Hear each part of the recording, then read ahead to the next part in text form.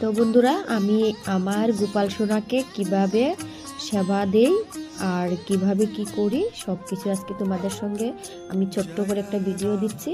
তো এই যে আমি গোপাল সোনাকে একটা থালায় বসিয়ে নিলাম, তারপরে একটা ঘটিতে একটু জল নিয়ে তুলসী পাতা নিয়ে গোপাল সোনাকে স্নান করালাম, সঙ্গে গৌর নিতাই আছে, গৌর নিতাইকেও স্নান করালাম, আর আমার গৌমাতা আছে, গৌমাতাকেও একটু স্নান করালাম।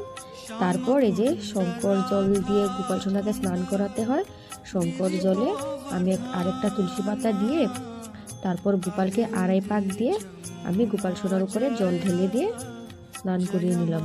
তো ওই দেখো বন্ধুরা, আমি গোপাল সোনাকে সুন্দর করে সাজিয়ে বসিয়ে দিলাম আসনে। এখন একটা চন্দনের ফোঁটা দিয়ে দিয়েছি, আর এই দেখো গোপাল সোনাকে আমি তুলসী পাতা অর্পণ করলাম।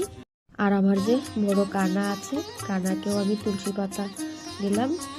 আর এই দেখো আমি গোপাল সোনাকে সকালবেলা গুড় চিড়ে দিয়ে আমি প্রসাদ দিই, গুড় চিড়ের প্রসাদ দিয়ে আমি পুজো করি সকালবেলা। তো এই যে আমি এদিকে থালাও রেডি করে নিলাম, আর এই যে আমার গোপাল সোনা দেখো কি সুন্দর করে বসে আছে। আর এই যে দিকে আমি এখন প্রদীপটা জ্বালিয়ে নিলাম, জ্বালিয়ে নিয়ে তারপর আমি এখন পুষ্পাঞ্জলি দিব গোপাল সোনাকে। পুষ্পাঞ্জলি দিয়ে তারপরে প্রসাদটা আমি নিবেদন করব। তো বন্ধুরা দেখতে থাকো।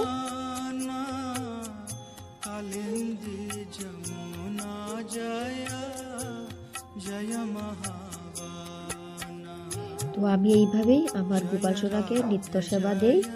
তো বন্ধুরা, আমার ছোট্ট ভিডিওটা কেমন হয়েছে, আমার গোপাল সোনা নিত্য পূজা আমি এইভাবেই করি গোপাল সোনার। তো এইভাবেই আমি একটু আরতি দেখিয়ে নিলাম গোপাল সোনাকে। তো কেমন হয়েছে অবশ্যই কমেন্ট করে জানাবে, যদি ভালো লাগে লাইক করে দিও।